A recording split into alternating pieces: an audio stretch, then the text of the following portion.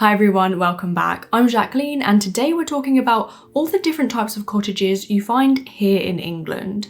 Over the past 2 years, with the surge in cottagecore search terms and interest skyrocketing, it's pretty clear that a lot of us like cottages and like the idea of cottage living. So I kind of wanted to create a cottagecore architectural guide. But so often online I see people confusing viewers about English cottages and what they think English cottages are compared to what they actually are here in the UK. And because of that, I just wanted to clear a few things up and give you my thoughts as an interior architect and as someone who's lived in England her whole life. In other countries, I feel like there's this perception of English cottages and they usually amalgamate to one unanimous style when in actuality, there's so many different types of English cottages. So if you're interested in the cottage style, let's jump in.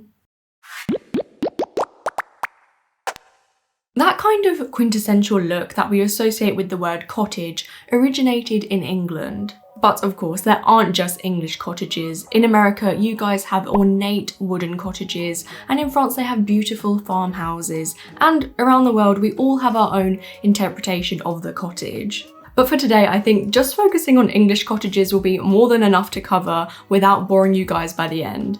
Now, in the law of England and Wales, the definition of a cottage is a small house or habitation without land. Here in the UK, cottages usually have the following architectural features. They're almost always small in size and quaint.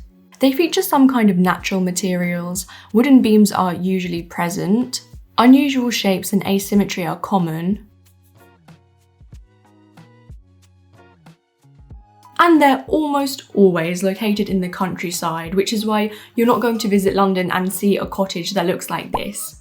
They just don't exist in cities. Cottages are so popular nowadays, but they never used to be. Cottages used to belong to the rural poor, who were given a cottage to live in by wealthy landowners that usually lived in much larger mansions on an estate, in return of offering them some kind of work. Which is why so often in England, when you see a large manor home, there will always be a small house or a collection of houses also on the estate. So although cottages stemmed from socio-economic disparities, over time the style became so popular that people actually started to build in that style out of choice. Now, you may have heard of the term a chocolate box cottage, and that term originates from the picturesque scenes printed on boxes of chocolates produced in Victorian times. The tins, created by British chocolate brand Cadbury's, gained popularity in the 1950s. And are now widely used to describe storybook enchanting cottages that are full of character. And one very common chocolate box cottage is the thatched roof cottage.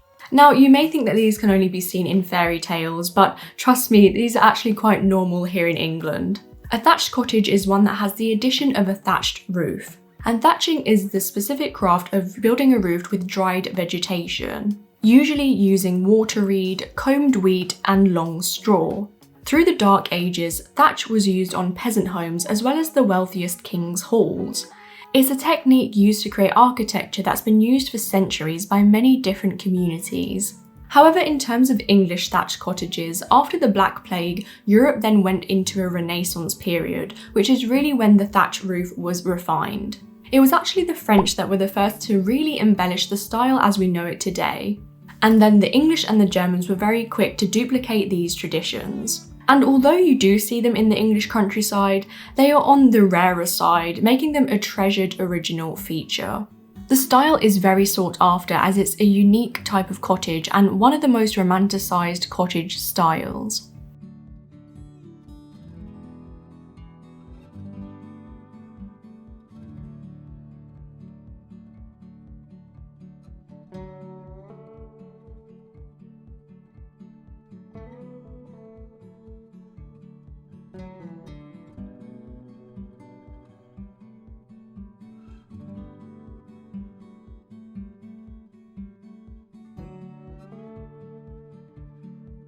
Moving on, the second cottage on my list are Cotswold cottages. Now, if you're not based in the UK, you may be thinking, what does Cotswold mean? Basically, the Cotswolds is a region in the southwest of England, defined by its rolling hills and countryside.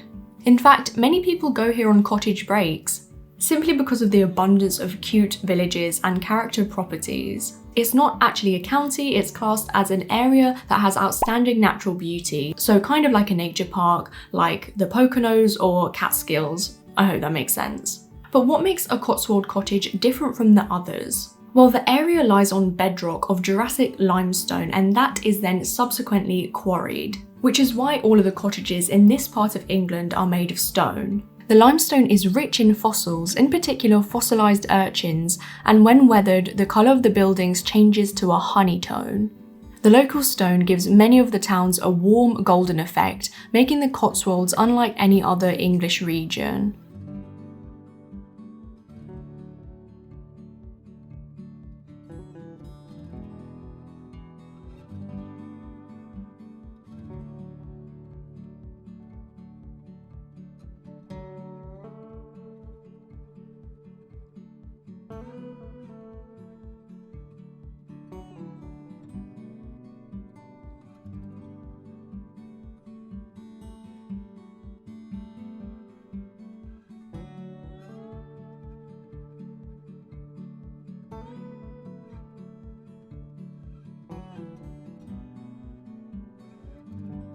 I know that in the US, a lot of you have cute cottages placed by the sea, and it's no different here in the UK except for the architectural style. Coastal cottages are still very well preserved in places like Cornwall and Devon. In the past, within coastal towns, fishing was a main industry, and it often still is in towns by the sea. And for the fishermen's ease, their houses were built around the marina. Lots of these coastal cottages were built in constricting villages where space was at a premium, therefore you'll find many of these cottages in terraces rather than in a detached configuration. They can be easily identified by their clean whitewashed walls, bag-rubbed effect lime render, scantal slate roofing, and sometimes light blue window frames, which owners upgrade to really give a seaside effect to their cottages.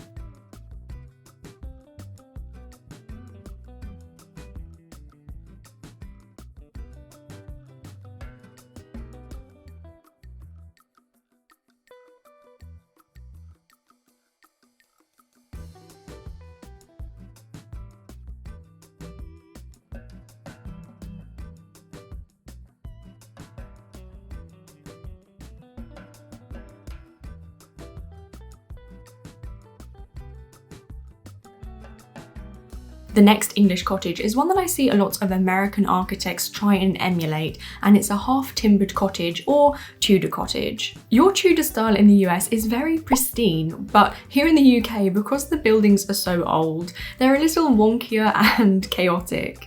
These timber-framed buildings with their sloping roofs and dark wooden beams were actually born in Germany in the 12th century. In the late medieval period in England, an abundance of oak meant that many Tudor structures were built in the exact same way. And it's because oak is so durable that so many medieval half-timbered buildings have survived to this day. But by the end of the Jacobean period, timber-framed wood was in short supply, hence builders and architects started to look for different materials instead. And whilst German architecture tended to be more colourful in design, the Tudors opted for a black and white finish. And the blackened wood, believe it or not, was actually a product of natural aging. However, nowadays, to achieve a classic Tudor look, oak beams are often painted black instead. Modern frame buildings have walls installed outside and inside the frame, whereas in half-timbered buildings, the walls were filled in between the structural timbers, giving them a very recognisable demeanour.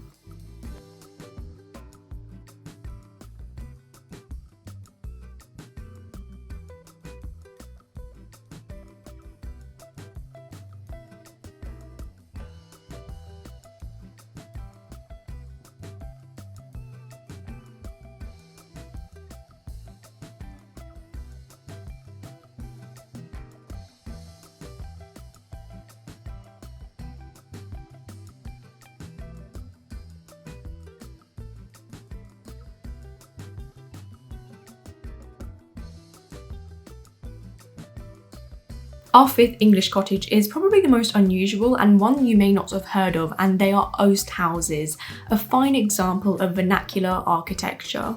Now, if you don't know what these are, I'd love for you to pause the video right now and leave a comment guessing. Okay, so oast houses were traditionally used to dry out hops. The kiln roof was topped with an oast cowl to create a draft that allowed the fire to stay alight. And as far as we know, the earliest description of an oast house dates back to 1574. In short, they were used for the beer making process. Apart from the conical kiln, that's really hard to say, conical kiln, the stowage was a barn section that had a cooling floor on the first floor and a storage area on the ground floor. Which is why the kiln part was never on its own and why you'll always see an oast house connected to a barn-like structure. Because these houses were small-scale factories, so to speak, most, if not all, oast houses now have actually been converted into living cottage spaces to make them habitable. It's kind of hard to miss, but oast houses are distinguished by their round kiln, red brick walls, and domineering shape. These quirky, peculiar houses can mainly be seen in the southeast of England in counties such as Kent and Sussex.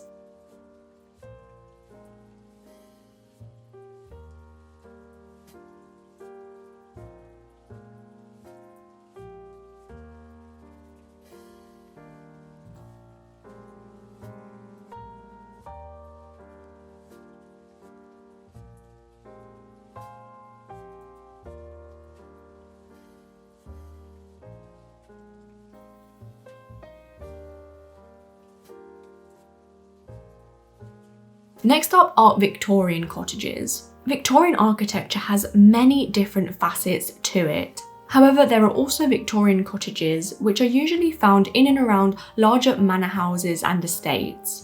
These kinds of houses were built during the reign of Queen Victoria, meaning that many Victorian homes in England are more than 150 years old. I think you'll agree with me that those Victorian cottages are some of the most thought out designs and they're the neatest cottage style we've seen. Victorian cottages can be defined by red brick, which was in constant production during the Industrial Revolution and onwards. Its high-pitched roofs, recessed entrances with covered porches, bay windows, and my favourite, ornate gable trims.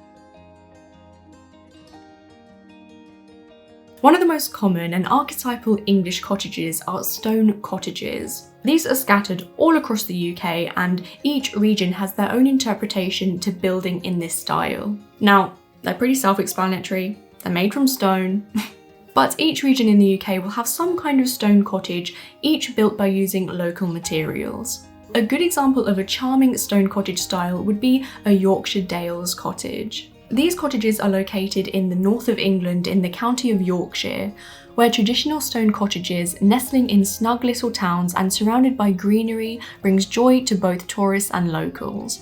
Just like the Cotswolds, these cottages also use limestone, however a very different one that's found in the region. And placed underneath a black slate roof, it gives these cottages a very icy grey tone. Northern England constructed rustic-looking stone cottages that suited the harsh northern weather conditions, perfect for the cold of the winter months.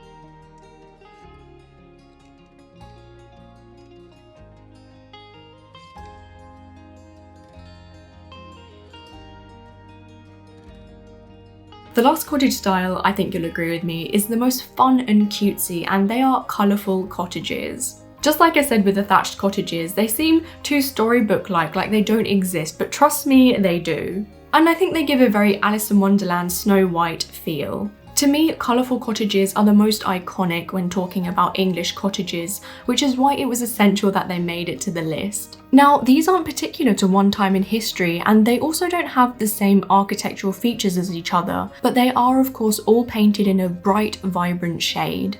In fact, you'll find all of the styles I mentioned before all have colourful, fun variations to them.